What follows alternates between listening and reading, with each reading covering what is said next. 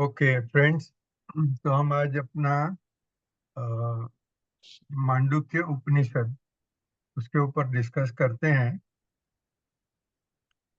उसके वो अगर समय में पूरा हो गया डिस्कशन तो फिर बाद में गीता चैप्टर 4 लेंगे, और नहीं तो आज का सेशन मांडुक्य पर रहेगा।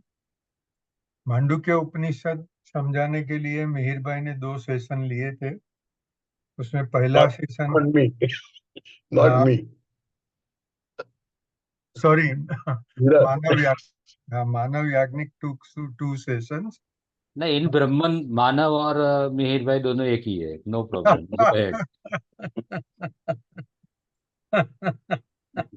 नाम रूप में क्या रखा है? क्या रखा है? But it was very interestingly explained. There is no doubt about it. Yes, yes. I have still taken this because there are 2 points I wanted to make. Essentially 1 point. So first point I want to emphasize, and the second point was not told by Manav. So I will tell that point. Now that is not acceptable to the common man as well as even to most of the Hindu sadhus. And that is why I have taken a lot of efforts in making it understandable, acceptable. So one note which I have written and I sent today only is that, say, in India at least right now it is say 5:36. There is bright sunlight outside. At this point of time, let us say one of the participants in the video conference says it is very dark and cold outside. Now, it is very dark. That small statement we will not accept. We don't find it acceptable. There is nothing difficult in understanding the statement. So it is not a difficult, complex, complicated statement. It is a simple statement, but our mind will straight away reject it because we feel outside there is sunshine. If that man further clarifies that I am speaking from Tokyo. Now, Tokyo is 3 hours ahead of Indian time. Tokyo time is 3 hours ahead. So it would be about 9:40 or even 10 o'clock in the night at Tokyo. And Tokyo is in the northern part of the hemisphere. So it will be really pitch dark in Tokyo. When that is clarified, then we can accept his statement that it is a dark night. This point, illustration I made just to distinguish between what is difficult to understand and what is difficult to accept. If our mind does not accept something, then our mind does not proceed further. You may read the whole of Mandukya Upanishad 3 times, and all the 3 times we may not understand anything. Because otherwise Mandukya Upanishad is not complicated. It is making a few statements, out of which I have taken 2 statements. First statement is about Advait, that there is only Brahman. Mandukya is using the term Om. All that is there is Om, whether past, present, future, and beyond all the 3 times. Trikalatit. Whatever is there is Om only. So that is the way of telling Advait. Second statement which Mandukya makes is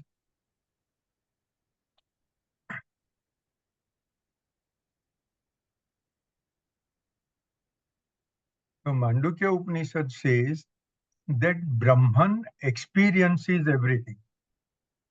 And I have in one of my notes, I have said, supposing there is a child who is learning bicycle, okay, and today for the first time he rides cycle and he is able to go a few hundred feet on the cycle. He is very happy. That child's happiness is experienced by Brahman. There is a mother, her child is in her hands. she just delivered the child.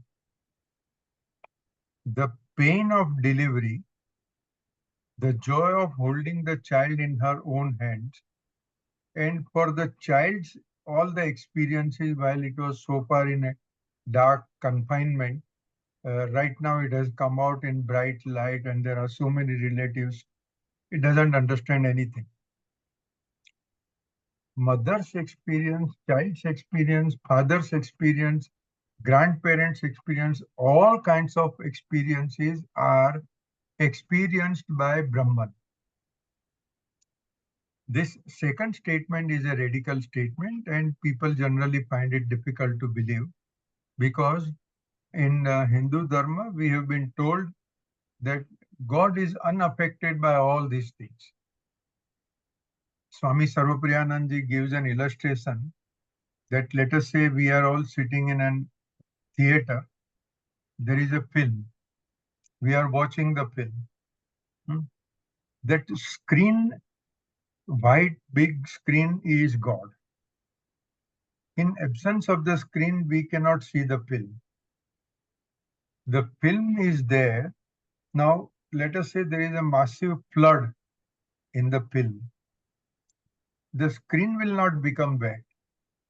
If there is a massive fire or earthquake, the screen will not be affected. This is how the description is that God is unaffected by whatever happens in the world. We generally talk about only earth, our earthly experiences as world experiences, but earth is too small. There are galaxies and galaxies and there is a huge world outside. And some scientists say it is not just one universe. There are multiple universes. In all the universes, which becomes an infinitely large place to be covered, in all the universes, whatever happens is experienced by God. I think God is a convenient term we are using here. Correct term is Brahman. मतलब आवाज आएगी भी, मेरी भी आवाज जा सकती है ना? देख ले जरा इसको। Sorry. राम राम अश्विन। हाँ जी, राम सर। राम।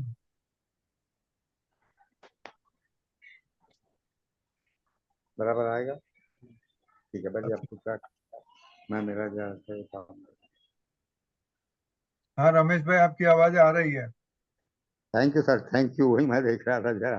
आवाज आज का हमेशा मेरा प्रॉब्लम रहता है, इतने साल हो गए तो भी अभी पूरा वो मैं उससे अभ्यस्त नहीं हुआ। एनीवे, बोलिए सर, थैंक यू। नहीं, अभी हम मांडुक्य उपनिषद की बात कर रहे हैं हाँ जी, और मांडुक्य उपनिषद में दो स्टेटमेंट कहे गए हैं।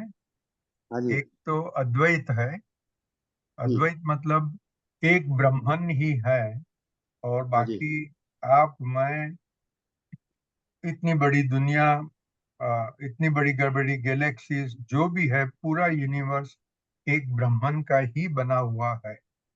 जी, तो ये तो एक बहुत बड़ी बड़ी चीज हो गई जो अपन इमेजिन भी नहीं कर सकते हैं, क्योंकि आज की तारीख में एक गैलेक्सी में से दूसरी गैलेक्सी में जाने का मतलब it takes so many light years.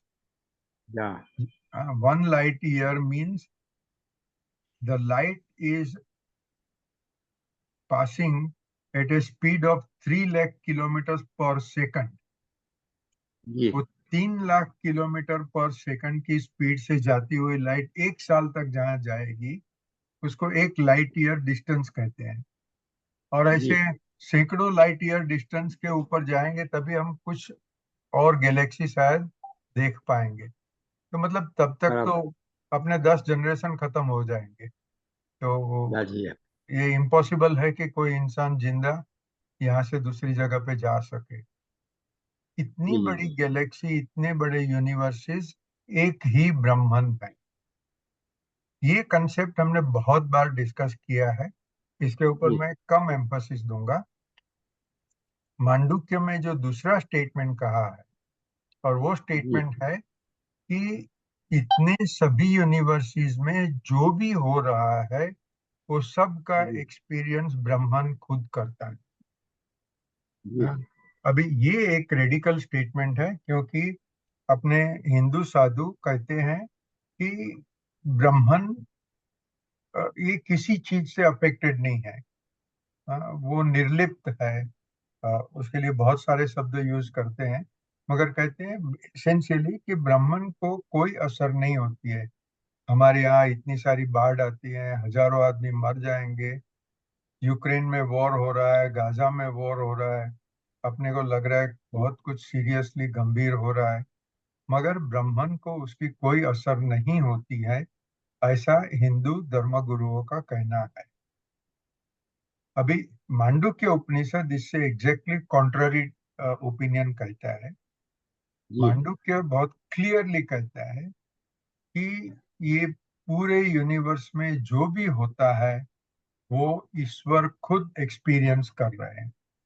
अच्छा ये एक बड़ा रेडिकल स्टेटमेंट है और इसके ऊपर मैंने फोकस किया है, और जी इसके लिए सर मैंने अभी ये स्टेटमेंट अपने को मानने में नहीं आता है, और जी दूसरों की बात छोड़े मुझे खुद को मानने में नहीं आता था। मैं मांडुक्य उपनिषद पूरा पढ़ जाता था, फिर भी ये हाँ स्टेटमेंट ही मगज में रजिस्टर ही नहीं होता था। भगवान को क्या है, भगवान को कुछ नहीं, उनको कुछ नहीं होता है, वगैरह वगैरह। अभी आज की तारीख में मेरा ओपिनियन बदल गया है। आई एग्री विद मांडुक्य उपनिषद के अ, छोटे से छोटा बच्चा भी अगर रो रहा है, जी या तो कोई एक इंसान अपने दिल में भगवान को प्रार्थना कर रहा है, वो एक शब्द भी बोल नहीं रहा है, खाली जी अपने दिल से अपने मन से कुछ प्रार्थना कर रहा है, जी वो प्रार्थना भी भगवान सुनता है। हाँ, कबीर जी का एक दोहा है, बहुत फेमस है।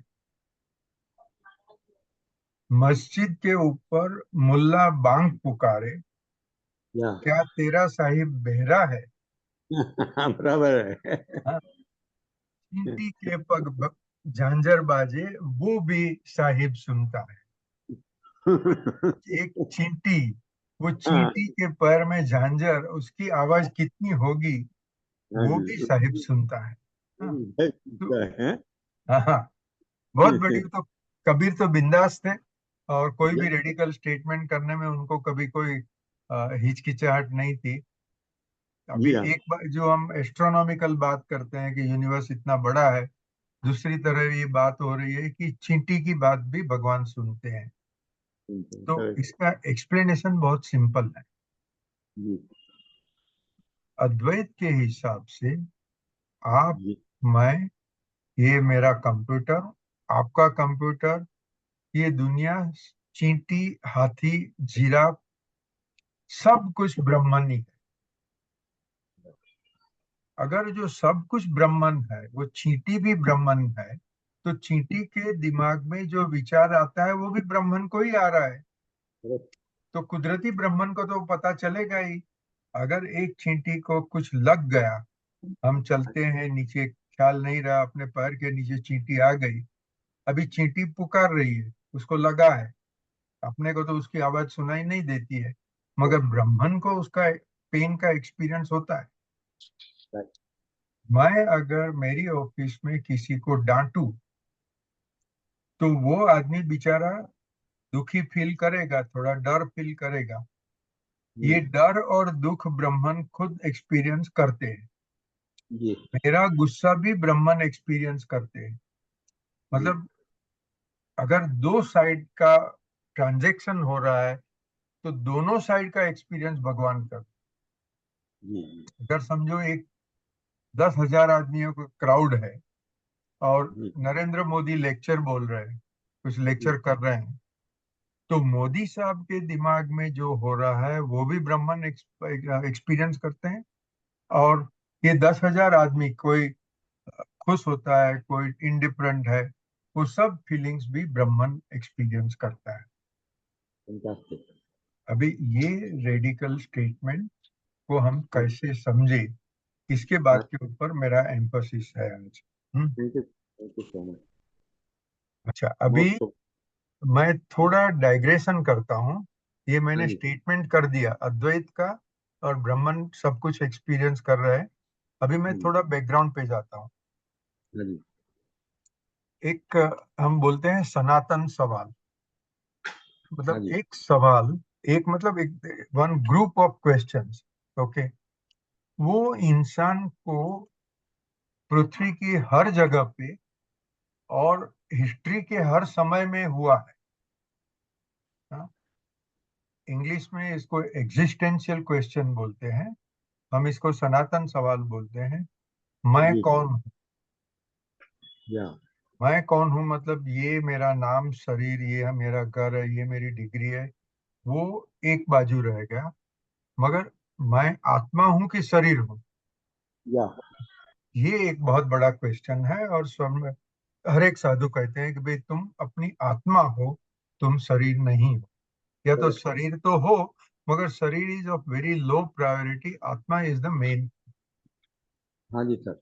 तो आत्मा कहाँ से आया, आत्मा का क्या कर्तव्य है, उसे आराम करना चाहिए कि नहीं बहुत काम करना चाहिए, क्या काम करना चाहिए, जब आत्मा इस संसार से उठेगा तो कहाँ जाएगा, हाँ जी। डेथ क्यों होती है, जन्म क्यों होता है, मृत्यु के बाद में आत्मा का क्या होगा, ये सब सनातन सवाल है।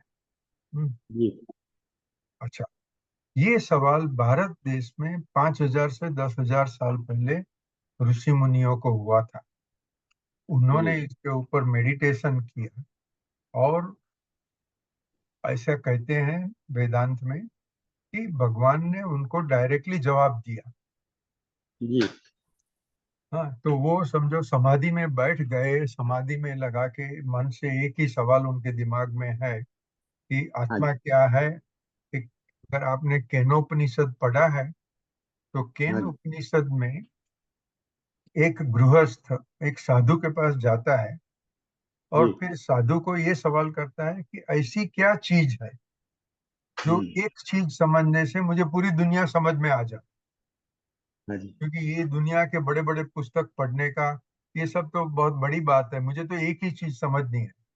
हम्म, तो वो साधु उन्हें जवाब देते हैं कि आप ब्रह्मन को समझ लो तो पूरी दुनिया सब कुछ समझ में आ जाएगी। इसको समझ जाओ। ब्रह्मन, ब्रह्मांड। चैतन्य जो हम कहते हैं, या तो ultimate, the ultimate truth. What is ultimate truth? Ultimate truth is Brahman, चैतन्य, या ओम कहते हैं, या तो सिंपल लैंग्वेज में भगवान, ईश्वर। या that is the ultimate truth. जी अच्छा,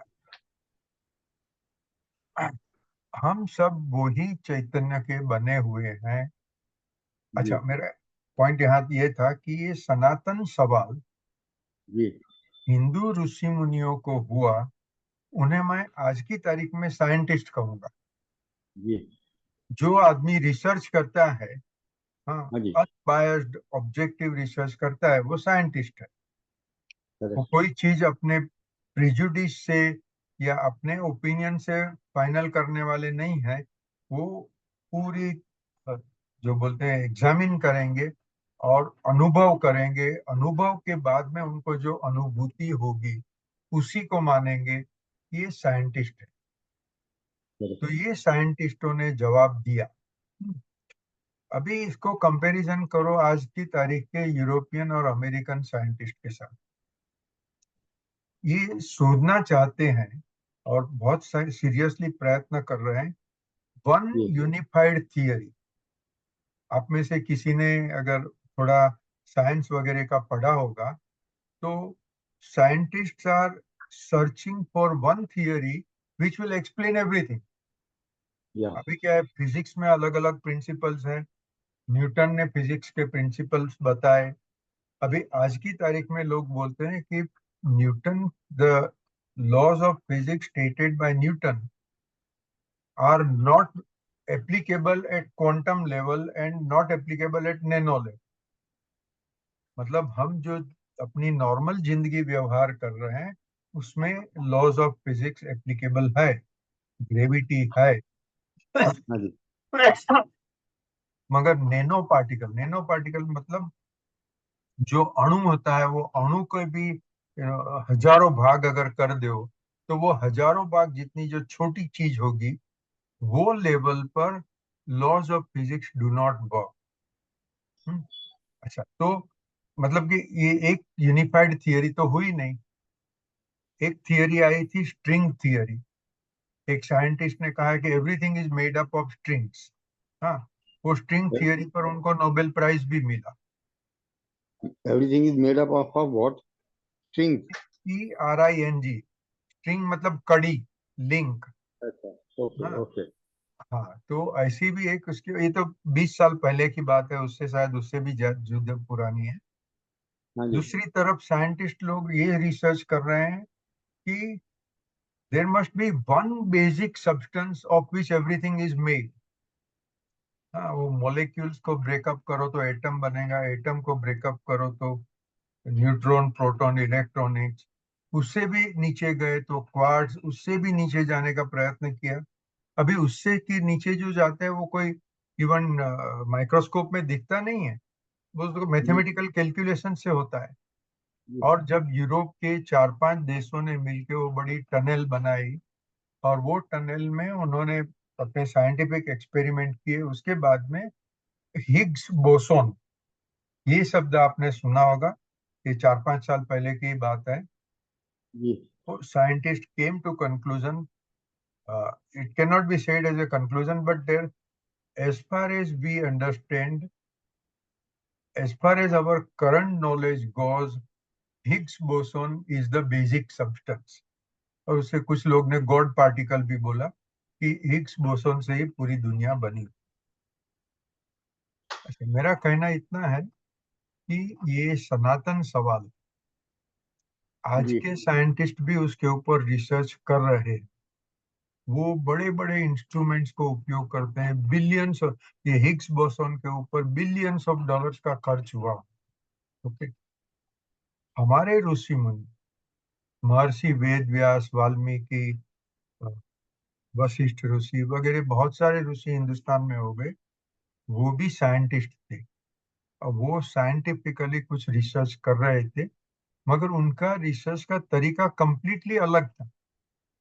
जी वो तो समाज को एक बाजू छोड़ के जंगल में या तो कोई एकांत वाली जगह में आश्रम बना के रहे, एकदम सीधी सादी जिंदगी जीने का और मेडिटेशन करने। तो पतंजलि योग सूत्र हमने अपने ये ग्रुप में डिस्कस किया है थोड़ी साल पहले।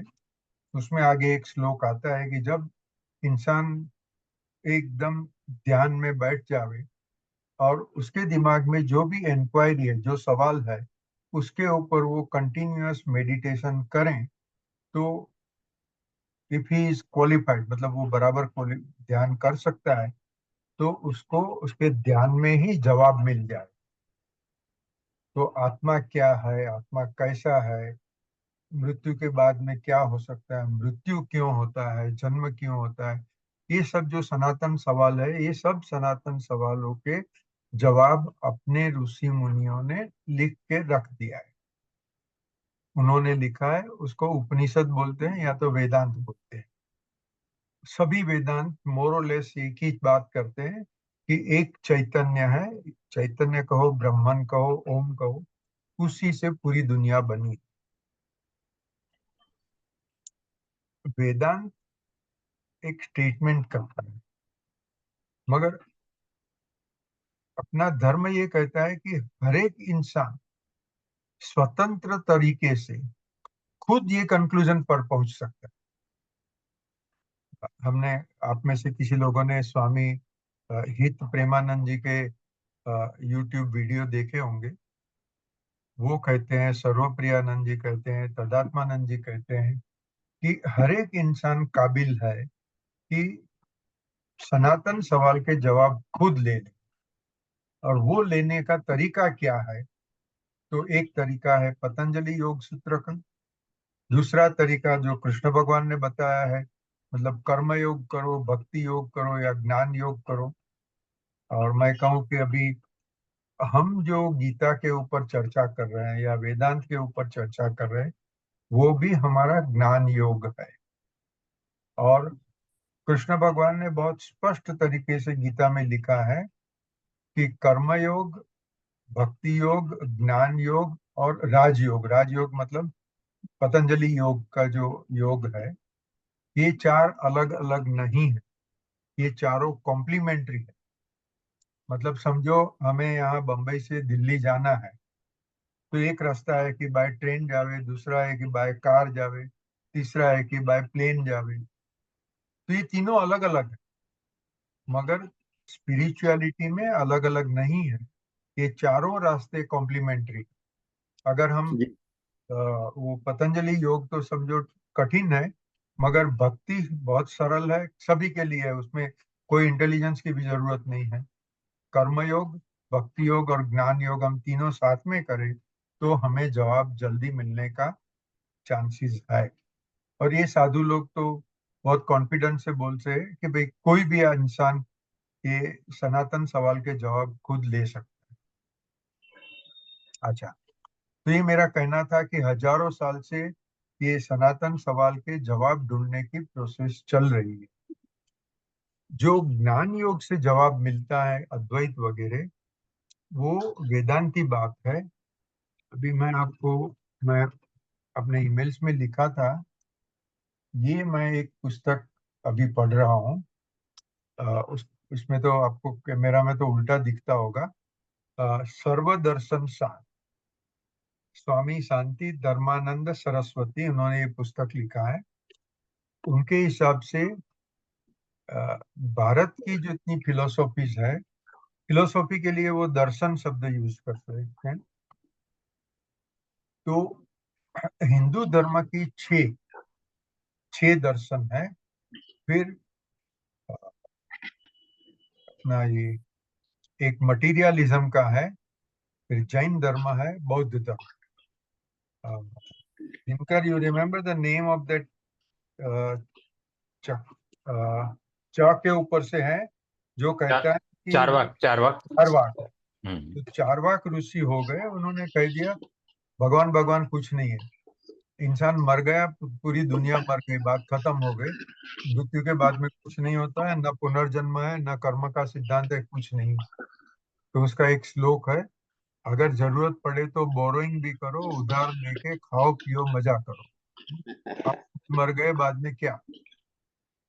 ये चारवाक दर्शन को भी भारत में एक पूरी फिलोसॉफी का रिस्पेक्ट दिया हुआ है।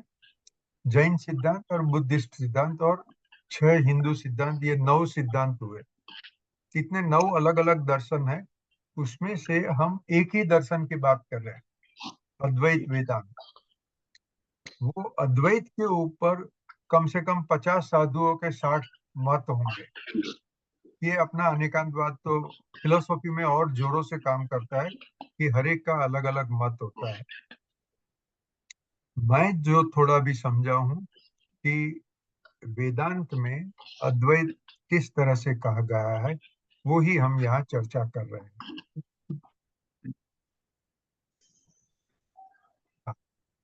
ये जो ऋषि मुनियों की जो रिसर्च रही है, उसमें एक कारण ये भी रहा है कि इंसान हमेशा चाहता है कि जिंदगी में बहुत तकलीफें आती है, दुख होता है, सॉरी, कोई बीमारी का दुख, कोई गरीबी का दुख, कोई रिलेटिव्स मर गए उसका दुख। तो आत्यंतिक दुख निवृत्ति, आत्यंतिक मतलब कंप्लीट दुख से छुटकारा और परमानेंट छुटकारा, और आत्यंतिक सुख प्राप्ति मतलब इटर्नल समय के लिए मुझे हमेशा सुख ही सुख चाहिए। तो इसके लिए भी रिसर्च हुई है, आप कैसे कर सकते हो। तो वेदांत कहता है कि आप अगर ब्रह्म ज्ञान पा लो तो दुख निवृत्ति हो जाएगी और सुख प्राप्ति हो जाएगी। और सर्वप्रियानंद जी खास कहते हैं कि ये दूसरे साधुओं के जैसा प्रॉमिस नहीं है कि तुम मृत्यु के बाद में भगवान को पाओगे और फिर आराम से बहुत जलसा करोगे। तो वो तो कोई बात नहीं हुई, क्योंकि उसकी गारंटी क्या है, मैं पूरी जिंदगी कुछ करते रहूं, यज्ञ याग करते रहूं, और मृत्यु के बाद मुझे कुछ मिलने वाला है तो क्या फायदा। अद्वैत वेदांत प्रिंसिपल्स ऐसा है कि आप अपने जीवन में समझ लो तो दुख निवृत्ति हो जाएगी, दुख निवृत्ति और सुख प्राप्ति हो सकती है। अब ये सब कैसे, ये उपनिषद में समझाया हुआ है, मगर ये एक मेन सब्जेक्ट है। जो सनातन सवाल है, इसी तरह से ये भी एक मेन सब्जेक्ट है जिसके ऊपर रिसर्च चल रही है।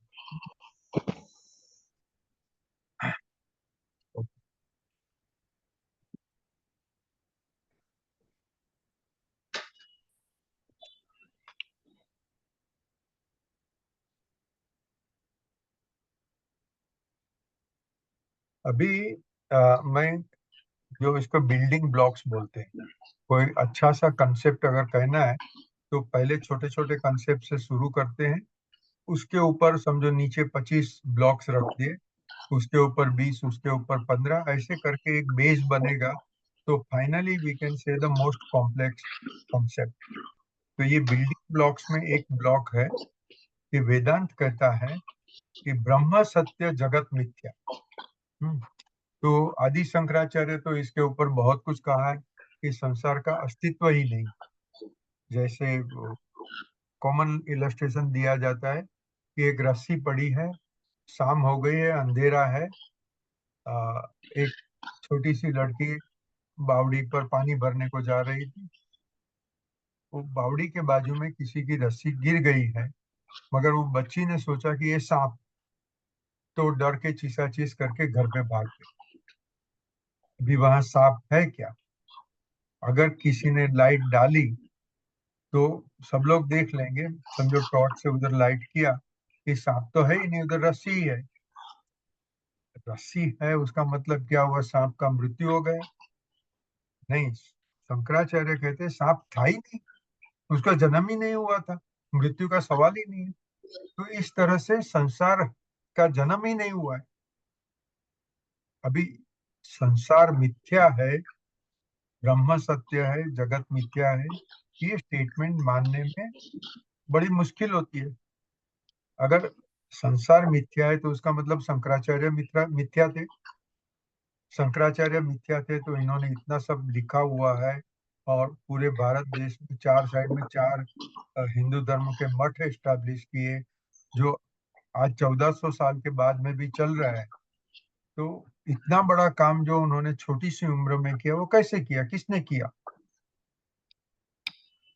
तो ये स्टेटमेंट मानने को अपना दिमाग तैयार नहीं। तो इसके लिए मैं अभी मांडुक्य उपनिषद के ऊपर सर्वप्रियानंद जी के लेक्चर्स है, 6 लेक्चर में उन्होंने समझाया है।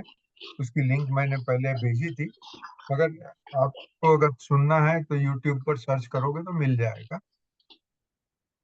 तो वो समझाते हैं सर्वप्रियानंद जी कि मैंने आज ही नोट में लिखा है, आपको किसी ने अगर पढ़ लिया है तो, एक रईस घर की लेडी ज्वेलर को अपने घर पे बुलाती है कि मेरी ज्वेलरी का वैल्यूएशन रिपोर्ट करो। ये सर्वप्रियानंद जी ने बहुत ब्रीफली कहा है, मैं उसको एक्सपांड करके बोल रहा हूँ, तो मेरे ही शब्दों में बोल रहा हूँ। तो ज्वेलर बैठा है, वो मैडम ने टेबल के ऊपर बहुत सारी ज्वेलरी रख दी, ये नेकलेस है, ये कंगन है, ये ईयर रिंग्स है, ये ब्रेसलेट है। हाँ, और उन्होंने पूरा लिस्ट बना के दे दिया है कि ये तो मेरी ग्रैंड मदर ने मुझे दिया था गिफ्ट, ये मेरे पिताजी ने गिफ्ट दिया था, ये मेरे पति ने मैरिज एनिवर्सरी पर गिफ्ट दिया था, वगैरह वगैरह। तो वो मैडम के लिए अलग अलग ज्वेलरी टेबल पर पड़ी है। ज्वेलर के लिए वो क्या है? ज्वेलर के लिए जो सेंटिमेंटल वैल्यूएशन है वो तो बिल्कुल एग्जिस्ट ही नहीं करता है। और वो सब ज्वेलरी का रंग रूप नाम कुछ देखता ही नहीं है, उसके लिए सोना है, एवरीथिंग इज गोल्ड। वो गोल्ड की प्योरिटी कितनी है, उसका वजन कितना है, तो उसका ध्यान पूरा इसी के ऊपर है, बाकी कोई चीज पर नहीं। तो इसी तरह से शंकराचार्य और उनके गुरु के गुरु गौड़पादाचार्य, उनका ध्यान था खाली ब्राह्मण के ऊपर। कि रश्मिन बोल रहा है उसके पीछे ब्राह्मण है, रश्मिन तो खाली आउटसाइड फेस है। दिनकर जोशी अगर कुछ दलील कर रहा है तो वो ब्राह्मण ब्राह्मण से दलील कर, रमेश जी अगर कुछ क्वेरी पूछ रहे हैं तो ब्राह्मण ब्राह्मण से क्वेरी पूछ रहा है। तो इन आचार्यों का स्पिरिचुअल इवोल्यूशन इतना बड़ा हो गया था कि उनको कहीं भी ब्राह्मण के सिवा कुछ दिखता ही नहीं। अभी अपने लिए ये मानना डिफिकल्ट है, मगर उनके लिए फक्त ब्राह्मण था। तो ये जैसे स्पिरिचुअल इवोल्यूशन के ऊपर अपना मंतव्य आधारित होता है। हम संसार में डूबे हुए हैं, हमारे सांसारिक व्यवहार चलते हैं, तो हमें संसार दिखता है। जो साधु ने संसार छोड़ दिया और फिर पूरे वेदांत में डूब गए, उसका इतना अभ्यास, उनका ज्ञान योग चल रहा है, तो वो एक स्टेज आती है, तभी ना उनको भिक्षा की पड़ी है, ना आश्रम की पड़ी है, ना कोई चीज की पड़ी है, बस सब जगह पे ब्राह्मण ही ब्राह्मण। ये मैंने एक इलस्ट्रेशन दिया, एक बहुत पॉपुलर कंसेप्ट है। वो कंसेप्ट एक सामान्य इंसान तो बिल्कुल एक्सेप्ट नहीं करेगा। जगत मिथ्या ऐसा स्टेटमेंट आप अपना ग्रुप के बाहर किसी को करोगे तो क्या पागल है ऐसे बात करेंगे, अपने को हंस के उड़ा देंगे। और साधु के साथ बात करोगे तो साधु समझेगा। तो ये अपनी समझ शक्ति पर आधारित है कि ये कंसेप्ट हम एक्सेप्ट करते हैं कि ये एक यही लाइन पर आगे मांडुक्य उपनिषद में बात है। अभी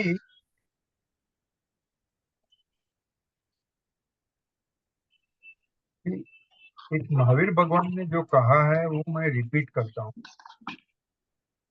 महावीर भगवान ने कहा है कि कोई भी चीज, कोई भी थियरी, कंसेप्ट, जो भी शब्द आप यूज करो, वो इसलिए मत मानो कि मैं कह रहा हूं। आप वो सुनो, वो समझने का प्रयत्न करो, आपको समझ में नहीं आवे तो सवाल करो, सवाल करने के बाद में जरूरत पड़े तो 11 बार सवाल करो, फिर जब आपको हृदय से तसल्ली होगी तभी उसको मानो। तो मैं भी उन्हीं को फॉलो कर रहा हूँ। मैं कह रहा हूँ कि मैंने कहा कि ब्राह्मण पूरे विश्व के जो भी अनुभव होते हैं वो ब्राह्मण करता है, ऐसा मैं कैसे मानूं? अच्छा, तो ये मेरे स्टेटमेंट के सपोर्ट में मैं बहुत कुछ ईमेल्स आपको ये हफ्ते में किए हैं। एक है जिसमें मैंने स्वामी चिन्मयानंद जी ने मांडुक्य उपनिषद के ऊपर कमेंट्री लिखी है, और उपनिषद के श्लोक तो खाली 12 है। वो 12 श्लोक का ट्रांसलेशन मेरे पास गुजराती कॉपी भी है, इंग्लिश कॉपी भी है, और मैंने दोनों कॉपी पढ़ने का प्रयत्न किया है। मेरे पास ये गीता प्रेस का भी बुक है, और भी एक पब्लिशर की है, मतलब 3 अलग अलग ऑथर की कमेंट्री मांडुक्य उपनिषद पर है। इसमें बहुत बड़ा बेनिफिट होता है कि एक ही विचार के अलग अलग पहलू वो ऑथर्स कहते हैं, और वो 3 ऑथर का पढ़ने से मेरे दिमाग में क्लैरिटी आ जाती है। अच्छा, तो रश्मिन संघवी का कहने का आप मत मानो, मगर स्वामी चिन्मयानंद जी का जो स्टेटमेंट है वो सुनिए। तो पहले जो 2 श्लोक है उसमें चिन्मयानंद जी कहते हैं कि जो भी कुछ है सब ओम, AUM, ओम, या तो ओम की साइन जो भी अपन करें, ओम ही है। उसका मतलब कि आगे का श्लोक में आते हैं वैश्वानर, तेजस एंड प्राज्ञा, और उसके बाद में तुरीय, ये सब कुछ ओम है। ये क्लैरिटी पहले श्लोक में करते, फिर कहते हैं दिस आत्मन इज ब्रह्मन, अयम आत्मा ब्रह्मन। ये अयम आत्मा ब्रह्मन, ये महावाक्य गिना गया है। उसका मतलब ये होता है कि मैं, मेरा शरीर से ज्यादा महत्व है मेरा आत्मा। इसी तरह से हम लोग समझो यहाँ 10 आदमी हैं, तो 10 की आत्मा का महत्व है, और वो 10 आत्मा 10 ब्रह्मन है, मतलब 10 आत्मा अलग अलग नहीं है, वो 10 आत्मा एक ही ब्रह्मन है। अभी ये स्टेटमेंट भी मानने का डिफिकल्ट होता है कि समझो there are billions of people, human being, trillions of animals and zillions of plants, grass, insects, everything. ये सबका जीव, जो हम जीवात्मा शब्द यूज करते हैं, सबका जीव एसेंशियली आत्मा है और वो सब आत्मा एक ही ब्रह्म। तो ये हम कैसे माने, इसके ऊपर मैं आगे आऊंगा, मगर यहाँ ये स्टेटमेंट है कि जो कुछ भी है वो ब्रह्मन ही है, आत्मा। हाँ, अभी एक्चुअली ये जो ट्रीटमेंट करते हैं उपनिषद में, अपने को समझने में तकलीफ होती है। वो कन्वर्सेशन विद गॉड में बहुत अच्छी तरह से समझाया है। पहला ही वॉल्यूम में there is a dialogue between God and author Neale Donald Walsch. तो भगवान कहते हैं कि एको अहम बहुश्यामी। मैं यहाँ उपनिषद और CWG दोनों मिक्स कर रहा हूँ। ब्राह्मण को इच्छा हुई कि मैं अकेला हूँ, जब तक मैं अकेला हूं तो मेरे कोई अनुभव ही नहीं है, I am totally in bliss. और उसका इलस्ट्रेशन देते हैं, कंपैरिजन करते हैं कि मान लो कि पूरी पृथ्वी सफेद कलर की है, हर एक इंसान, हर एक प्राणी, हर एक वनस्पति, सबका कलर सफेद है। पृथ्वी का कलर सफेद है, आकाश सफेद दिखता है, तो अपने को सफेद का कोई महत्व ही नहीं रहेगा, अपने को कलर का ही कोई महत्व नहीं रहेगा, हम लगेगा कुछ कलर जैसी चीज है ही नहीं। इस तरह से अगर फक्त ब्रह्मन है, फक्त ब्लिस है, फक्त नॉलेज है, फक्त स्ट्रेंथ है, तो फक्त डिविनिटी है, तो उसको कुछ अनुभव नहीं। तो इसके लिए ब्रह्मन ने अपने आप को, अपने आप से ये पूरा संसार खड़ा किया। वो संसार खड़ा किया मतलब उसमें आज ट्रिलियंस एंड जिलियंस ऑफ जीवात्मा हो, मगर भगवान कहते हैं कि कोई भी जीवात्मा मुझसे एक क्षण के लिए भी अलग नहीं। It is not possible, there is no system. आज दिनकर जोशी अगर कहे कि भाई मुझे 5 बीमारी है, क्यों है, और वो भगवान से प्रार्थना करता है, मगर दिनकर जोशी की आत्मा अभी इसी समय ब्रह्मन है। वो आत्मा कभी ब्रह्मन से अलग हुई नहीं। ये सेपरेटनेस एंड डिफरेंस, सी, जब आत्मा अलग होने का एक इल्यूजन खड़ा किया, तभी उसने लगा कि मैं भगवान से अलग हूं और दूसरे सभी जीवात्मा से अलग। और ये एक भ्रम, ये एक इल्यूजन के ऊपर पूरा संसार खड़ा है। हम लोग जो व्यवहार कर रहे हैं, आज मैं एक क्लाइंट को एडवाइस दिया, क्लाइंट के पास से फीस लिया, तो ब्राह्मण ने ब्राह्मण को एडवाइस दी, ब्राह्मण ने ब्राह्मण के पास से फीस। ये जैसे हमने आगे डिस्कस किया था, नरसिंह मेहता ने तो एक आधे वाक्य में कह दिया, ब्रह्म लटका करे ब्रह्म पास। और नील डोनाल्ड वॉल्स की पुस्तक है फ्रेंडशिप विद गॉड, उसमें वो समझा रहे हैं कि God is playing with God. This all these things are essentially going back to Advaita. अभी उनका तीसरा श्लोक है, मांडुक्य उपनिषद का तीसरा श्लोक, उसका चिन्मयानंद जी का ट्रांसलेशन है। क्योंकि मुझे संस्कृत तो आता नहीं, मैं संस्कृत आपसे रिपीट नहीं कर सकता, मैं ट्रांसलेशन ही, और मैंने जो आपको ईमेल भेजा है उसका मैंने इंग्लिश में ट्रांसलेशन भेजा है। ब्राह्मण के 4 एस्पेक्ट है, 4 पाद नहीं है, 4 भाग नहीं है, 4 डिवीजन नहीं है, एस्पेक्ट है। उसमें पहला एस्पेक्ट है वैश्वानर।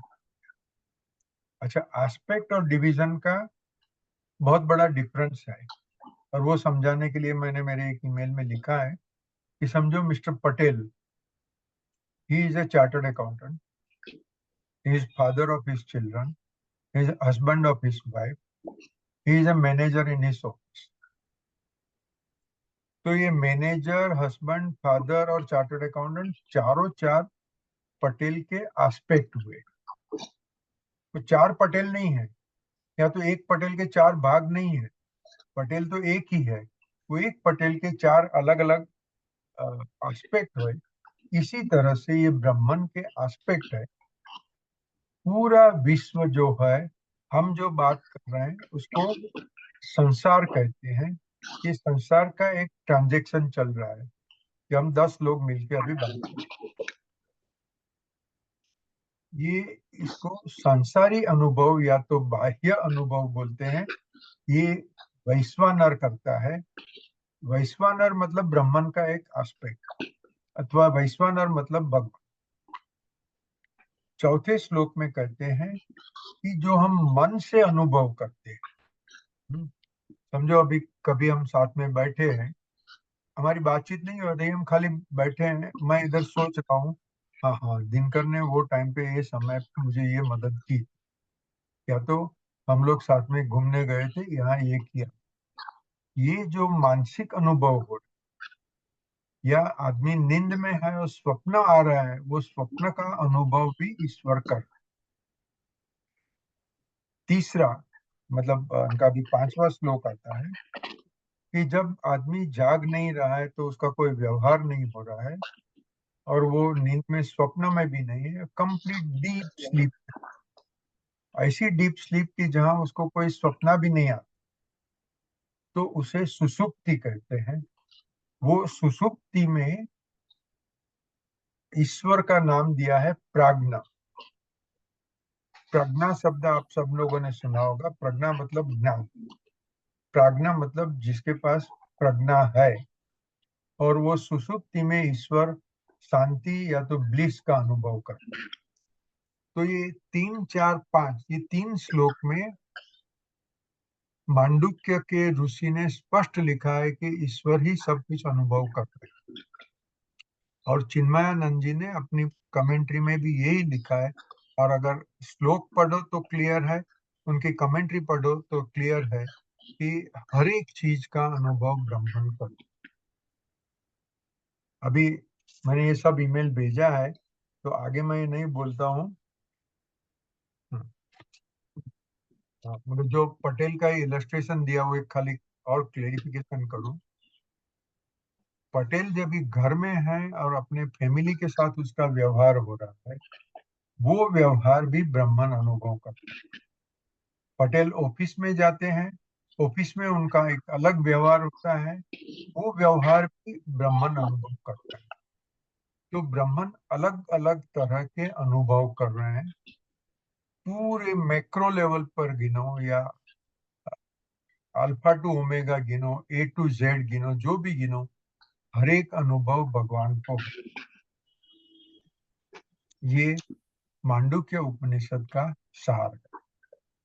उसके बाद में दूसरे श्लोक है जिसमें उन्होंने ओम, अ, उ, म और 2 ओम के बीच में जो साइलेंस होनी चाहिए, इसके ऊपर सब एम्फसाइज किया है। सर्वप्रियानंद जी कहते हैं जो हम ओम अगर अगर ओम का जाप कर रहे हैं तो एक ओम कहने के बाद में दूसरा ओम बोलेंगे, उसके बीच में for maybe 2 seconds there will be a silence. That silence is चतुर्थ। अ, उ, म, ये ब्रह्मन के जो 4 एस्पेक्ट है, उसमें से पहले 3 एस्पेक्ट हुए और चौथा एस्पेक्ट साइलेंस है। मीर भाई, you want to say something? हाँ यस हाँ, प्लीज। આપણે તમે પટેલની વાત કરી. हाँ પાસા આપણે કદાચ ગુજરાતી શબ્દ હું ગુજરાતીમાં જ બોલું, हाँ બોલો બોલો।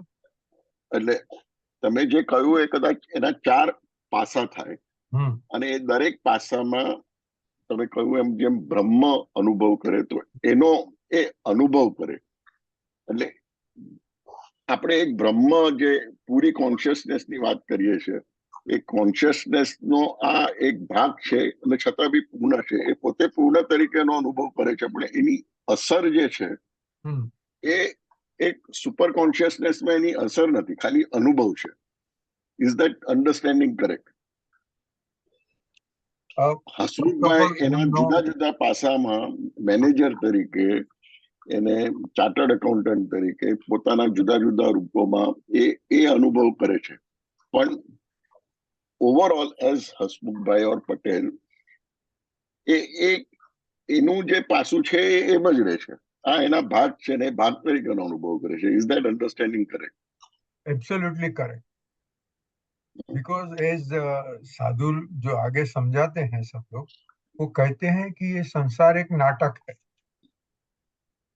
अगर संसार नाटक नहीं होता, अगर संसार रियलिटी होता, तो एक ब्राह्मण दूसरे ब्राह्मण का खून क्यों करे, एक ब्राह्मण दूसरे ब्राह्मण के पर बलात्कार क्यों करे? मगर नाटक में सब कुछ होता है। अगर हम फिल्म देखने को गए या तो ड्रामा देखने को गए, समझो हम ड्रामा देखने को गए, उसमें 8-10 एक्टर लोग हैं, एक्टर एक्ट्रेसेस, वो एक ड्रामा कर रहे हैं, हाँ?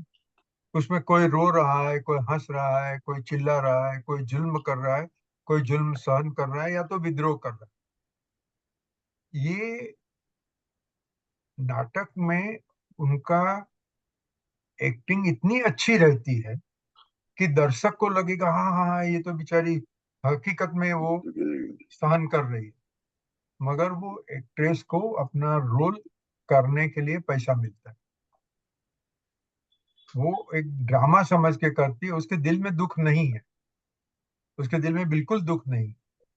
इसी तरह से जो आदमी, समझो एक इंसान वो एक स्त्री के ऊपर सितम कर रहा है, किसी भी तरह से गाली गलौज कर रहा है या मार रहा है, कुछ भी कर रहा है, उसके दिमाग में वो स्त्री के ऊपर कोई क्रोध नहीं है, ठीक है, वो खाली एक नाटक कर रहे हैं। अच्छा, तो ये कन्वर्सेशन विद गॉड में आगे समझाया है कि हमने पहला इल्यूजन ये खड़ा किया कि ब्राह्मण और जीवात्मा अलग है, फिर हर एक जीवात्मा दूसरे जीवात्मा से अलग है, फिर सब जीवात्मा मिलके जड़ से अलग है, मगर ये सब इल्यूजन है, हकीकत में अलग अलग कोई नहीं। अच्छा, ये सेपरेटनेस और डिफरेंस, इसका इल्यूजन क्यों किया? एको अहम बहुश्यम, जब तक मैं अकेला हूं, मुझे कोई अनुभव ही नहीं है, तो मुझे अनुभव चाहिए, वो मेरे अनुभव करने के लिए मैंने इतना बड़ा संसार खड़ा किया। One question. Yes please. तो पूरी कर्म थियोरी का छेद ही उड़ जाता है।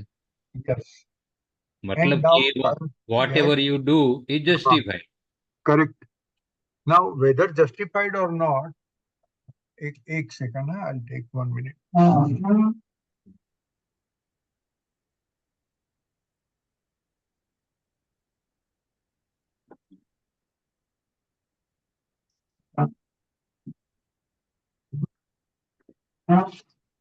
तो दिनकर, बोलो sir. Your query is a fundamental query and raised by many people. Actually, मेरा रिक्वेस्ट है कि जो भी सवाल पूछ रहे हैं वो अपना वीडियो भी चालू रखे। ठीक है।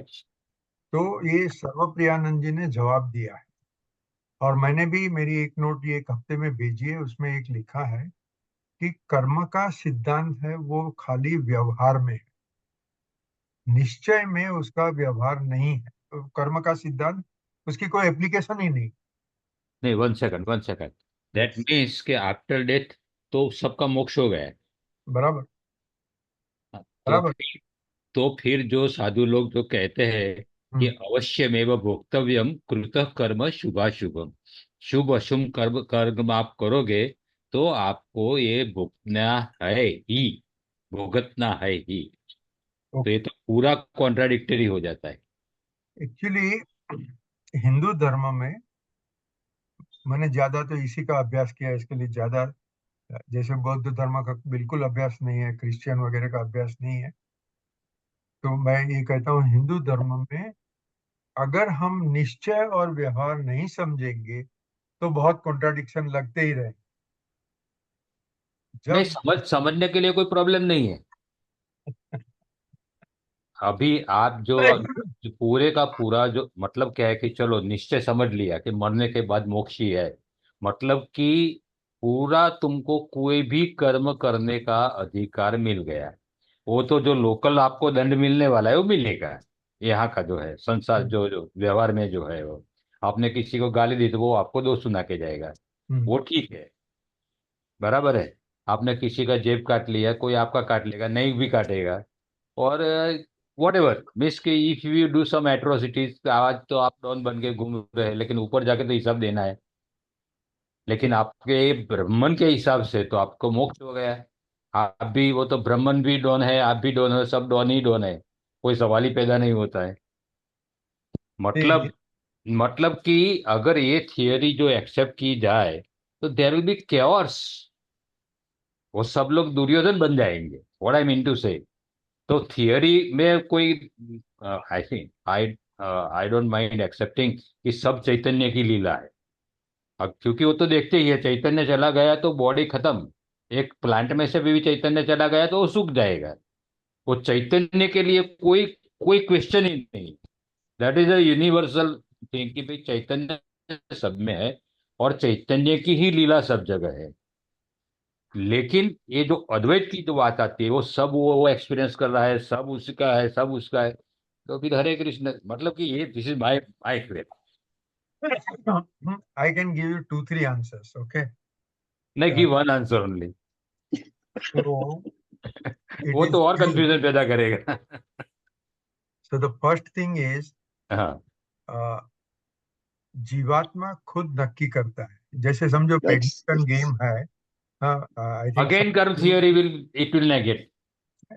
listen now, listen, you, I have heard you. Okay. Okay Now give okay me 2, 3 minutes. Okay okay So okay, go ahead go ahead. you may disbelieve me, but what या I am saying is on the authority of conversation with God and Vedanta. You can reject all the Vedanta outright. I have no problem. Huh? नहीं नहीं, we are sitting here to accept it, not for rejecting. Thank you. तो इसका पहला जवाब तो ये है कि ये नाटक है। हाँ, कोई भी फिल्म या नाटक में कोई भी एक इंसान दूसरे के ऊपर कुछ भी गुनाह करे तो वो सी, पर्दे आई वुड के लाइक टू पीछे। इंटरप्ट यू हियर ऑल्सो, कि आपने बोला कि जो पर्दा है वो गॉड है, बराबर, उसके पे कुछ भी चलता है, hmm, then he is not experiencing anything. बराबर। हाँ, ये भी नेगेट हो जाता है। So building block, another building block is this, which I think Mihirbai and Mayurbai might appreciate. Illustration is flat at one level. Okay, Illustration you cannot take to the next step. Illustration is just illustration. illustration for Screen that film purpose. का screen बराबर, is. या Sorry, Mihirbai શું કહ્યું? नहीं, it is just in that context. In Yes, that context, yes. या You cannot take it to logical conclusion. Hmm. Mayurbhai, we'll discuss, but let me first answer. या In my the, question. hmm. हाँ, See, जैसे हमने I want to be light, that story we have discussed 3, 4 times in this group. या Okay. You and your wife Pravina Bhabi at Atma level decided that we will go together to the sansar, we will get married and we will have children. Okay. Whatever happened between you and Pravina Bhabi, it was with your agreement. Now, Pravina Bhabi had a quarrel with a neighbor. That neighbor also in essence is Brahman. So whatever happened between Bhabi and the neighbor is agreed by them in advance. Or I have also sent, I think today only I have sent one statement. वो drama का producer भी ब्राह्मण है, drama का writer भी ब्राह्मण है, उसका एक्टर भी ब्राह्मण है और दर्शक भी ब्राह्मण है। ये पूरा ऑडिटोरियम, सीट, पर्दा सब कुछ ब्राह्मण। अभी इसमें ब्राह्मण को कौन सजा करेगा, कौन किसको सजा करेगा? कर्म फल का अपना सिद्धांत ये है कि आपने अच्छा काम किया तो आपको अच्छा पुरस्कार मिलेगा, बुरा काम किया तो आपको बुरी सजा मिलेगी।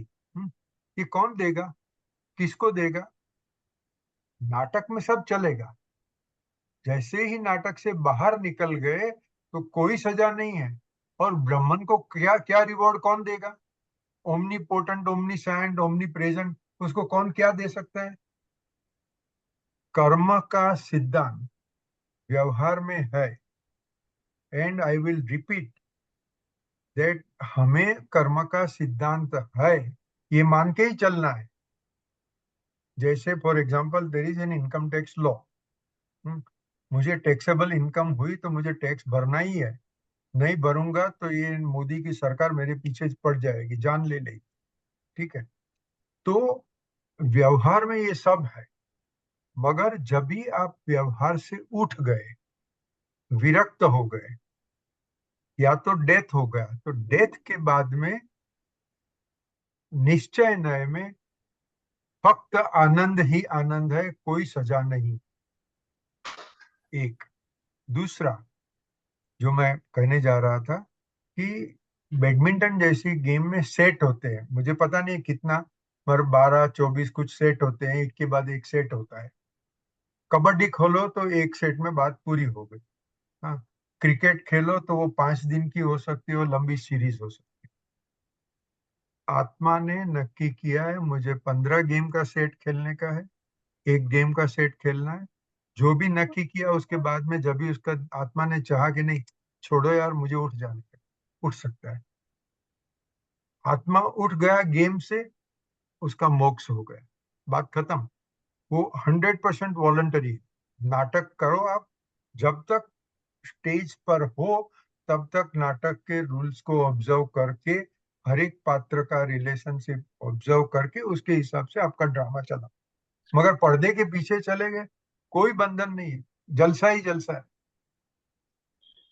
और आपने जो सवाल किया दिनकर, वही सवाल नील डोनाल्ड वॉल्स ने भगवान को किया कि अगर कर्म का सजा जैसी कोई चीज नहीं है, हाँ, तो दुनिया में केओस हो जाएगा। तो भगवान ने जवाब दिया, देखो तुम्हारे यहाँ तो 1000 कायदे हैं, कौन से कायदे ने कौन से खूनी को रोका बताओ।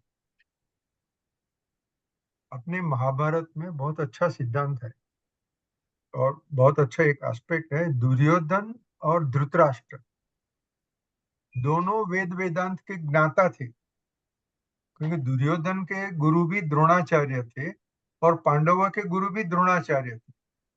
और सब वेद वेदांत जान के दुर्योधन ने क्या गलत काम नहीं किया।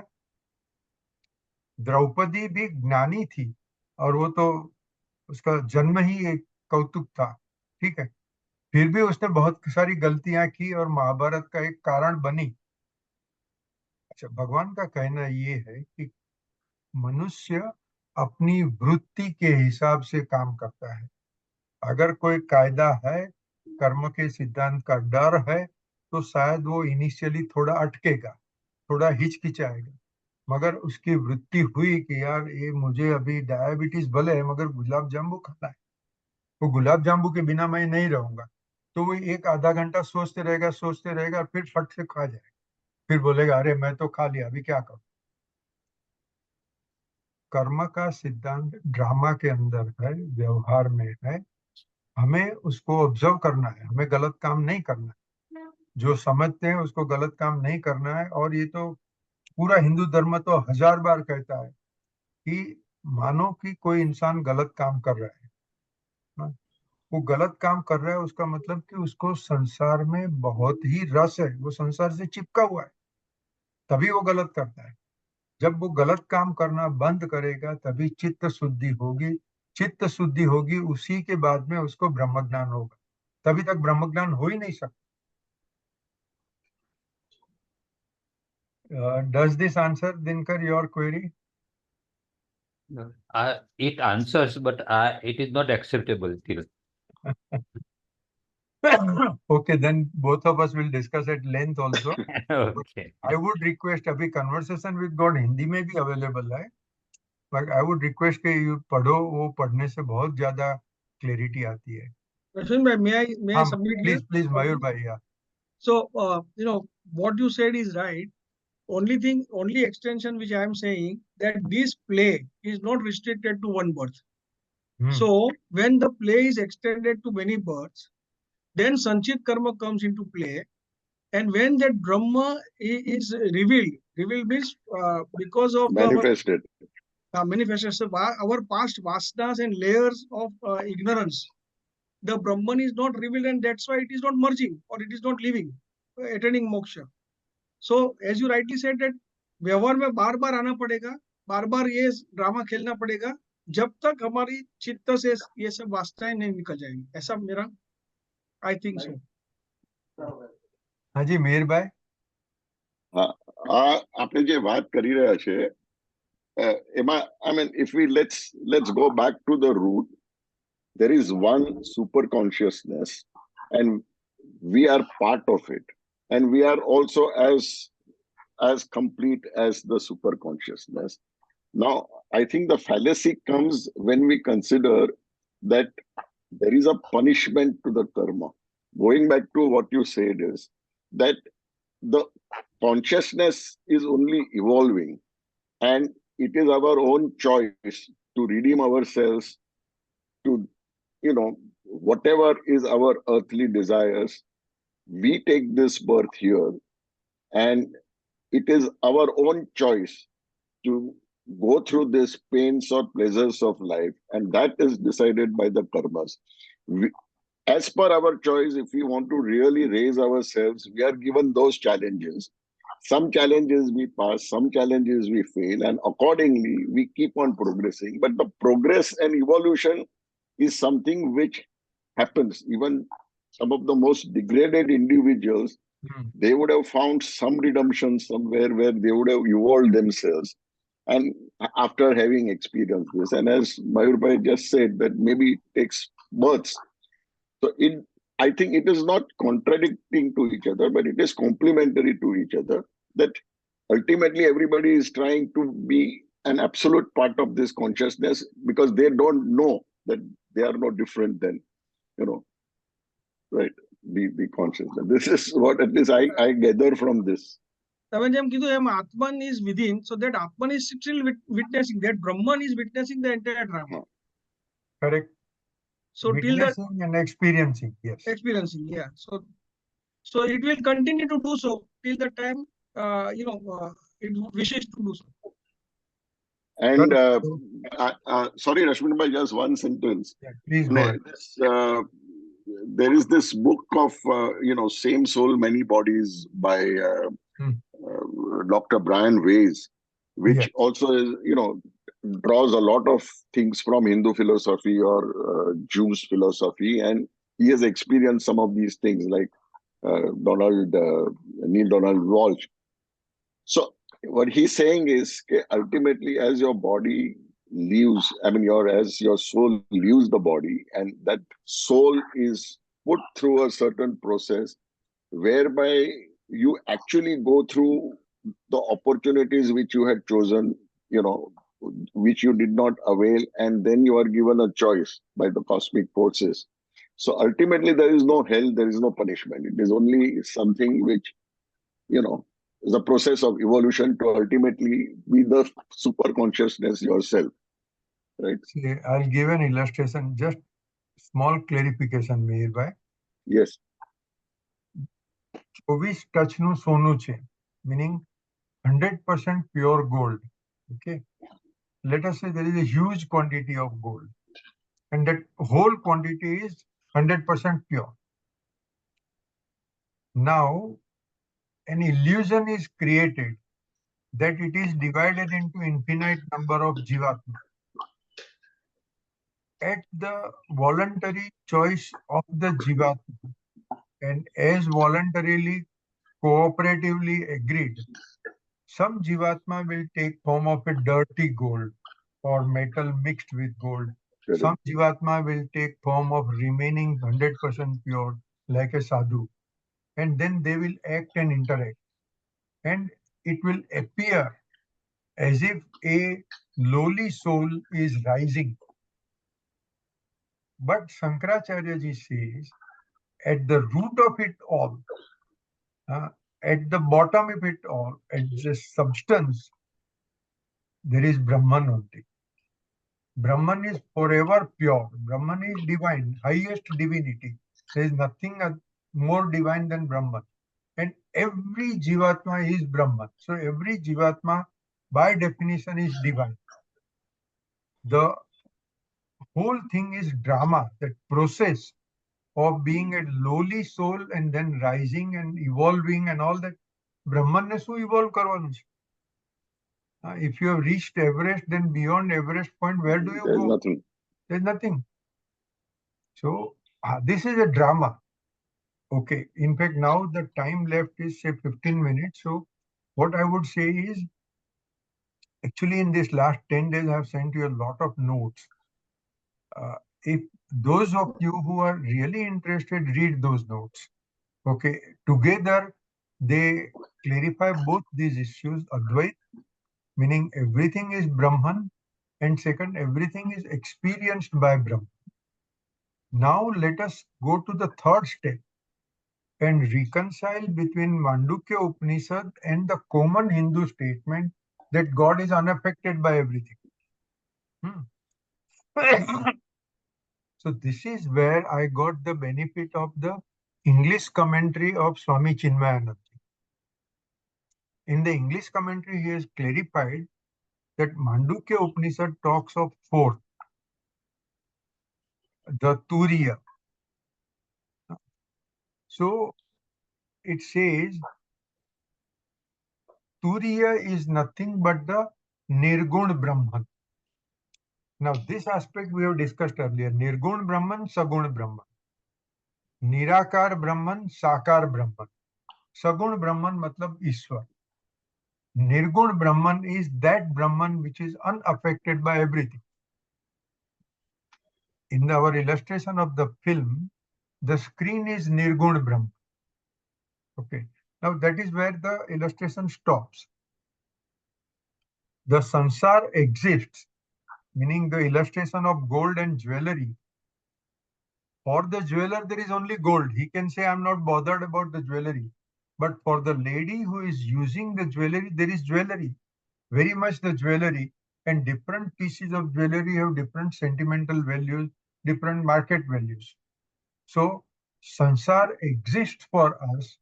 For a sadhu, sansar is mithya. God has created sansar out of himself to experience things. God has not created sansar for debates and for reading and for studies and all that. He has created sansar for anubhav. We have to take anubhav, and that is why Grihasthashram is a very good ashram where we get all kinds of experiences.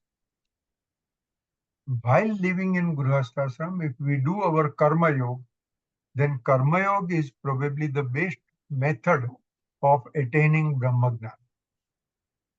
कर्मयोग से चित्त शुद्धि सिद्ध शुद्ध चित्त से ब्रह्म ज्ञान. इसके लिए भी इलस्ट्रेशन देते हैं कि आज मैं एक संसारी गृहस्थ हूं, मुझे ब्रह्मन समझ में नहीं आता, मगर ब्रह्मन इज लाइक सन, सूर्य का प्रकाश है.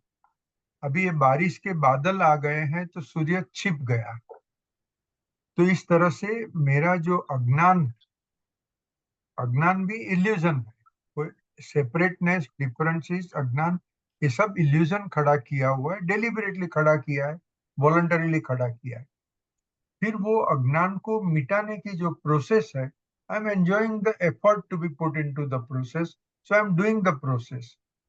तो पहले मुझे चित्त शुद्धि करनी पड़ेगी. चित्त शुद्धि के लिए हम पतंजलि ने यम नियम वगैरह पूरे लिस्ट दिया है, और अपने मानव याज्ञनिक ने षट संपत्ति, साधन चतुष्टय वगैरह अपने को समझाया. ये सब करने से हमारी चित्त शुद्धि होती है. चित्त शुद्धि के बाद में क्या? बाद में कुछ नहीं, बाद में ऑटोमेटिक ब्रह्म ज्ञान. ब्रह्म ज्ञान मतलब कि समझो एक रूम में अंधेरा है, आपने लाइट किया तो क्या हुआ? अंधेरा चला गया, बात खत्म हो गई. इस तरह से जब भी मुझे ज्ञान हुआ तो अज्ञान चला गया. ज्ञान होने के बाद में दूसरी कोई प्रोसेस करनी नहीं है, बात खत्म हो गई. ज्ञान तो हमारा पूरा है. ब्रह्मन मतलब सत्य, चित, आनंद. हाँ, आनंद शब्द को पहले ले तो ब्रह्मन खुद आनंद है. हसमुख भाई, मयूर नायक, दिनकर जोशी, ये सब खुद ब्रह्मन है, खुद आनंद है. उनको आनंद के लिए कोई भी चीज करने की जरूरत नहीं है, मगर संसार का ड्रामा खड़ा करके सब अपने अपने अलग अलग प्रयत्न कर रहे हैं. हम सब चित्त हैं. चित्त मतलब ज्ञान, consciousness. We are consciousness itself. We are not conscious. See, when you say that I am conscious of X, Y, Z, it means conscious is a adjective. No, I am using noun, consciousness. I am myself full knowledge. इसी तरह से हर एक जीवात्मा full knowledge है. ये अज्ञान हमने खड़ा किया है.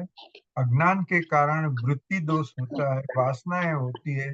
जब तक हम वासना के पीछे भागते रहते तब तक अज्ञान मजबूत होता है.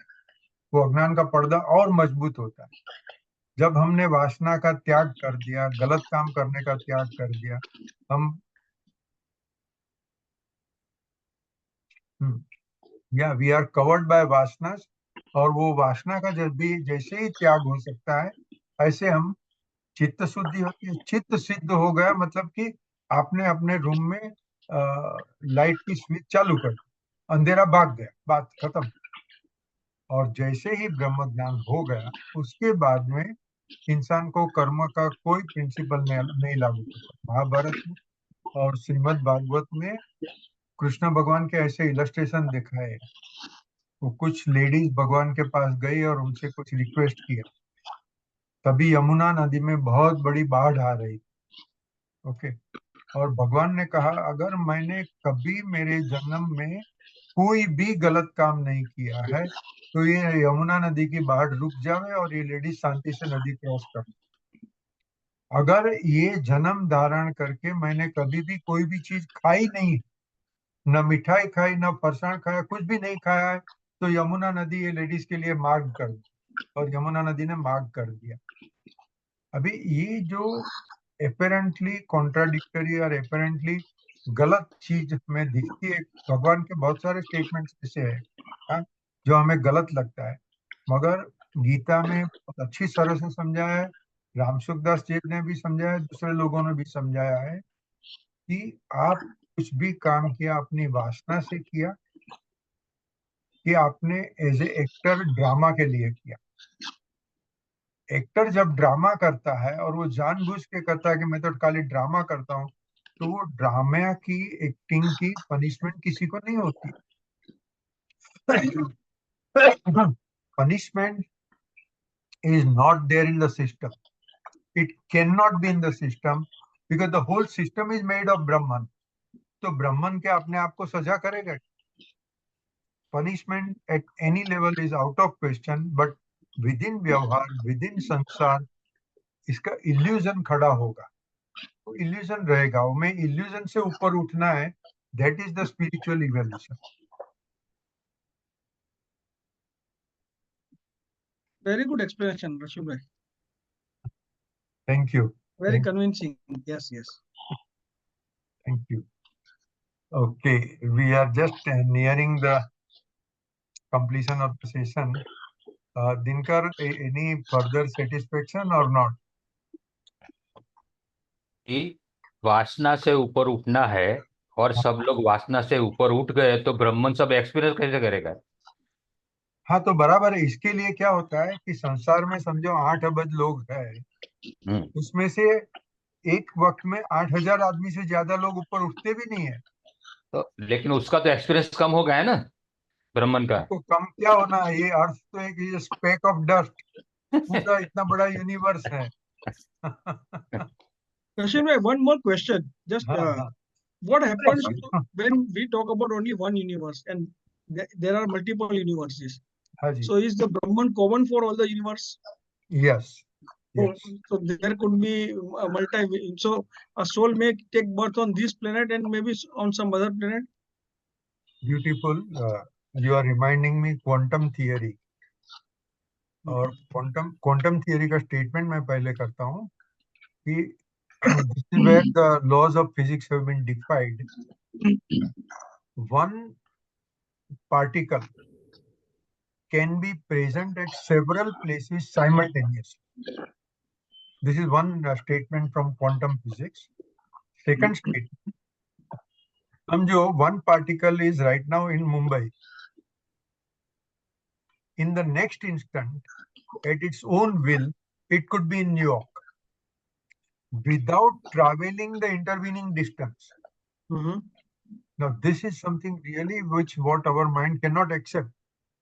You are going from Mumbai to New York, but you are not traveling. You simply reappear in New York. You disappear in Mumbai, reappear in New York. And we, so much accustomed to earth, we give illustration of earth. But one Atma may be present in Mumbai and suddenly it may be present in a separate universe. महर्षि नारद के पास ये था, Narad ji he could appear anywhere. Correct. Vishnu लोक से सीधा पृथ्वी लोक. बराबर છે. हाँ. That concept is already there in our Purans. અને રશ્મિનભાઈ, હા મીરભાઈ, રશ્મિનભાઈ, આપણે એકમાં ડિસઅપિયર થઈને બીજામાં અપિયર થવાની વાત કરીએ છીએ, પણ આપણા જ ઋષિઓમાં અને ઇન્ક્લુડિંગ ઓફ લેટ, એટલે ઇવન ઓટોબાયોગ્રાફી ઓફ યોગીમાં ભાવતાર બાબાજીનું છે, મહાસાયા બાબાજીનું છે, that they could appear at two places simultaneously. Yes. એટલે હું તમને કહું Mihirbhai, when Vishnu Bhagwan took birth as Krishna Bhagwan, was there a vacuum in the heaven? There was no vacuum. He continued to be Krishna and he continued to be Vishnu and also appeared as Krishna, and he took part in Mahabharata, the way we have all read and all that. And simultaneously that Vishnu himself has taken manifestation, as Mihir said. Another theory could be, because see, we look at or we experience at a particular frequency. So even at this time, this place, at different frequency, there may be a different world altogether. Correct. Another universe does not mean it is lying somewhere else. Exactly. That's what I'm. Maybe here only itself, but at a different frequency. Correct. We don't experience that frequency, but it may be right now here. Correct.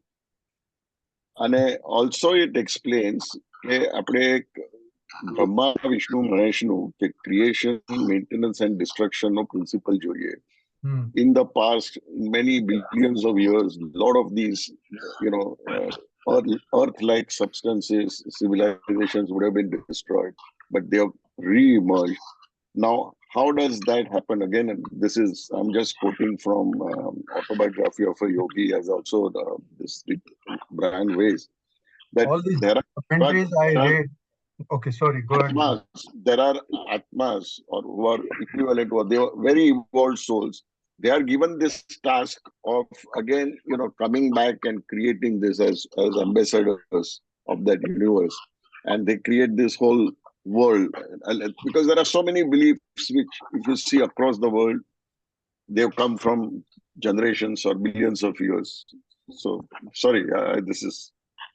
So I read lot of material on Mandukya Upanishad.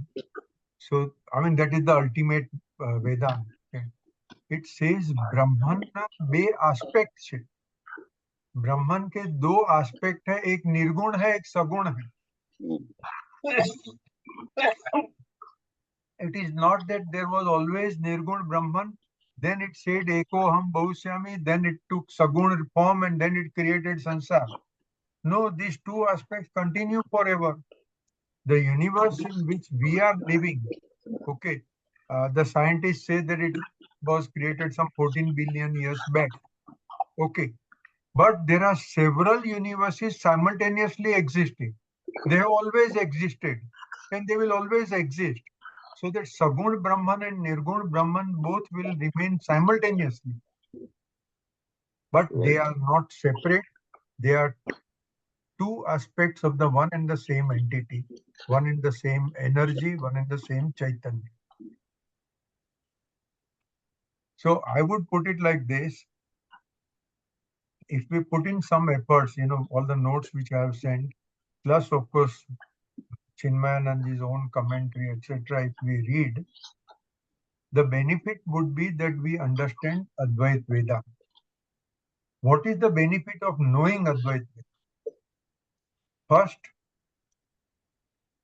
if we have really understood Advait Vedanta, we will not be able to do anything wrong. How can you do anything wrong if you know everybody else is yourself only? You can't commit any crime. That means the honesty and love for all becomes very easy and natural. And that makes it possible for us to understand more and more.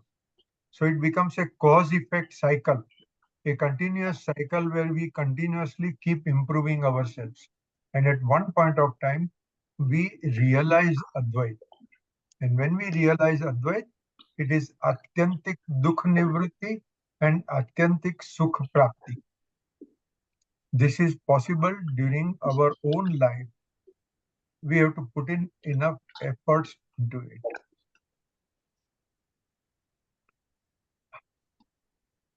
Exactly 7 o'clock. If Thank there you. is any commentary or any further query, then we continue. Otherwise, we can close the meeting. Thank you, Roshin bhai. Very Thank you. enlightening. Oh, Yeah. thank you, and very you. enlightening, definitely. Yes. And thank you Rashminbhai, Rashminbhai બહુ એક સરસ હતું question છે અને બહુ સારું. Thank Rashminbhai you, everybody. Haji. એક question જે તમે કીધું ને સનાતન સવાલો જે થવા જોઈએ બરાબર, એક હા. સનાતન સવાલ એ કેવી રીતે બી થાય છે કે આત્માની ઉત્પત્તિ કેવી રીતે થઈ શકે? આત્મા એટલે અદ્વૈત વેદાંત પ્રમાણે આત્મા અજ છે. હા અજ મતલબ જેનો કોઈ દિવસ જન્મ થયો જ નથી અથવા જે હંમેશથી અસ્તિત્વમાં જ છે. હા એ અજ અમર. હા અજ અને બરાબર અમર એટલે કે આત્માનું કોઈ દિવસ મૃત્યુ થતું નથી, આત્માનો કોઈ દિવસ જન્મ થતો નથી, કારણ કે આત્મા અજરામર. બ્રહ્મન જ છે. હા અનાદિ બ્રહ્મ. અનંત છે બરાબર. હા, અનાદિ અનંત છે. Correct. પણ તો પછી એમ ક્વેશ્ચન થાય છે કે જયારે ઈશ્વર નક્કી કરે છે કે મારે એકો ભવશે એમ તમે જે કીધું, તો ત્યારે એને કેવી રીતે ઉત્પત્તિ કરી?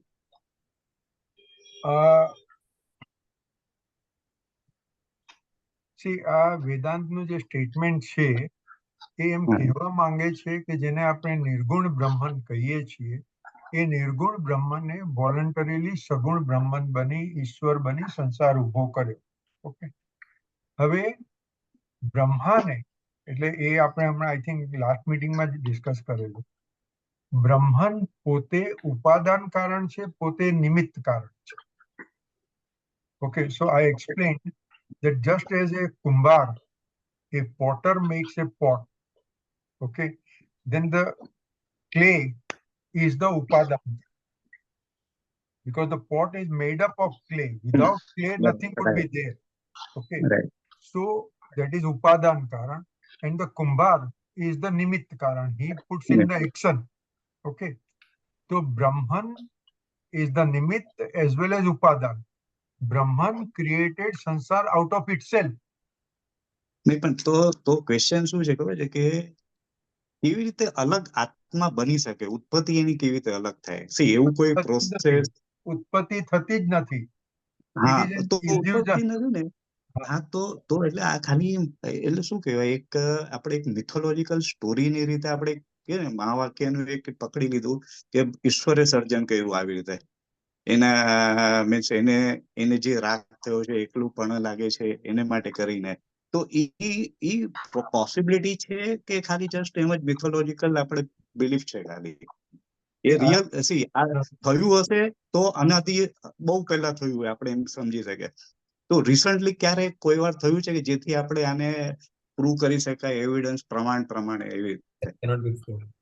Okay, there are two things. One, I am repeating my request to you that you read Conversation with God. Because Vedanta only makes a statement, but Conversation with God explains the whole statement. Okay. Mandukya Upanishad is of 1 page, 12 sloks. Okay. Conversation with God, there are 10 volumes of 10,000 pages or maybe 5,000 pages, but there is a whole lot of explanation given. That is point 1. It explains that Brahman is Chaitanya, like energy. Okay. Now the same energy can vibrate at different frequencies. When it vibrates at one frequency, it is sound. It vibrates at another frequency, it is heat. It vibrates at a third frequency, it becomes electricity. Okay. Then when it goes down very slow in its vibration, very, very slow, then it acquires a human body form. It goes further slow, then it becomes a stone. Now this Chaitanya is infinite. हमारा खत्म हो रहा है Since बेटा it is infinite, it can take any number of forms. We are talking of 8 billion people. There is nothing. Because the moment you talk of insects and say that every insect is a Jivatma by itself, then on Earth itself there are zillions and zillions of Jivatma. And when you think of so many galaxies, how many Jivatma would be there? So there is no restriction on it. આત્મા જન્મતો નથી, આત્માનું મૃત્યુ થતું નથી, અને એ એક જ ચૈતન્ય છે, અલગ અલગ રીતે એ મેનિફેસ્ટ થઈ રહ્યા છે. બસ સંકલ્પ માત્રથી. કરેક્ટ, સંકલ્પ માત્રથી. બસ બરાબર છે. એક એવું આપણે અશ્વિનભાઈ એક આપણે સિમ્પલ એક એક્ઝામ્પલ લઈએ ને, સપોઝ કોઈ આર્ટિકલ આવે છે તમારે ત્યાં, બરાબર, વેરી ઇન્ટેલિજન્ટ છે, અને આપણે એઝ એ તમે પ્રિન્સિપલ છો એ ઓફિસના અને he is working under you, એટલે મોટિવેટ કરવા માટે આપણે એને કહી રાખીએ છીએ કે ભાઈ સોરી, તમારો અવાજ કપાઈ ગયો. અવાજ બંધ થઈ ગયો. એક્સપિરિયન્સ બી તમે ડીમ ટુ બી થઈ જવું, બરાબર, પણ એક જ્યાં સુધી એક્ઝામ પાસ ન થાય, આર્ટિકલશીપ કમ્પ્લીટ ન થાય, સર્ટિફિકેટ હાથમાં આવે નહીં, ત્યાં સુધી એ સીએ કહેવાતું નથી. એટલે આ કહેવાનો અર્થ આમાં શું છે ખબર છે? વ્યવહાર નીતિ આપણે નિશ્ચય નિયમમાં જાય છે. નિશ્ચય, સોરી, તમારો અવાજ બંધ થઈ ગયો. નહીં સોરી, મારે ફોન આવ્યો હતો. એટલે વ્યવહાર નીતિ આપણે નિશ્ચય નિયમમાં જવાનું છે. તો નિશ્ચય નહીં છે ને, એ લાસ્ટ પોઈન્ટ છે. અને આપણે અત્યારે ઘણી વાર પ્રોબ્લેમ શું થાય છે ખબર છે? ઈ પર્ટિક્યુલર પોઈન્ટ જે લાસ્ટ પોઈન્ટ ને ફર્સ્ટ પોઈન્ટ સમજીને પકડીએ છે. એટલે હું પહેલેથી જો એમ માનું કે હું શુદ્ધાત્મા જ છું, મને કોઈ વસ્તુની કર્મની અસર નથી થતી, તો પછી અહીંયા જ રહેવાના છે, આપણે સંસારમાં જ રહેવાના છે. તો અલ્ટિમેટ તો ફર્સ્ટ પોઈન્ટ અને લાસ્ટ પોઈન્ટ નો ડિફરન્સ જ નહીં સમજાય ક્યારે બી. એટલે ઘણી વાર શું થાય છે કે આપણે માનસિક રીતે જ્ઞાનના લેવલથી, knowledge point of view, we are very brilliant, આપણને બધી ખબર છે, પણ જયારે એનું આચરણ કરવાનું આવે ને, ત્યારે આખું ટોટલી ડિફરન્ટ થઈ જાય છે. ને એના પ્રમાણે બેવ, એટલે જ્ઞાન અને ક્રિયા બેવથી મોક્ષ થાય, ખાલી જ્ઞાનથી નહીં થાય. ને ક્રિયા એટલે જે જ્ઞાન તમે મેળવ્યું છે એ જ ક્રિયામાં આવવું જોઈએ, આચરણમાં. એટલે જે આપણે તમે કીધું બધાનું, બરાબર, એ એક એક પોઈન્ટ ઓફ ટાઈમ પર એ રિફ્લેક્ટ હોય છે. એટલે ખાલી જ્ઞાનથી મને બધા સાથે મૈત્રી છે એમ કહેવાથી ન થાય. એટલે ખાલી છે ને, મને એમ લાગે છે કે તમે જે કહો છો ને કે જે ઈ લાસ્ટ પોઈન્ટ ની વાત કરો છો તમે, લાસ્ટ પોઈન્ટ નિશ્ચયનો જે લાસ્ટ પોઈન્ટ અત્યારે અદ્વૈત વેદાંત ની વાત કરીએ છીએ, બરાબર. પેલા નિશ્ચય અને વ્યવહાર બે અલગ છે, સમજી લીધું. બંનેના કેરેક્ટર્સ અલગ છે. દાખલા તરીકે કર્મનો સિદ્ધાંત છે અહીંયા, નિશ્ચયમાં નથી. ઓકે, પછી એવી રીતે મેં આખો એક નોટ મોકલી છે. 6 ચીજો છે. કન્સેપ્ટ ઓફ રિલેટિવિટી, અનેકાંતવાદ. અનેકાંતવાદ એ નિશ્ચયમાં હોય જ ન શકે, because there is unity. When there is only one entity, where is the question of difference of opinion? It's not there. That is the concept of relativity. If concept of relativity is not there, the time and space also do not exist. Now, if you tell anybody that time and space do not exist, in Vyavahar, we cannot believe it. We have daily experience. Right now, we have the experience, Baba, 7:30 wagi gaya, our time is gone. So, we live with time, we live with space. But this is Vyavahar. The illustrations of Vyavahars cannot be extended into Nischay. In Nischay, everything is different. Yeah, right. Barabar, yes. Okay, thank you. ચાલો, thank you Rashminbhai. Thank you. Thank you, Rashminbhai. Thank you. Mayurbhai. Bye. નમસ્તે. Namaste.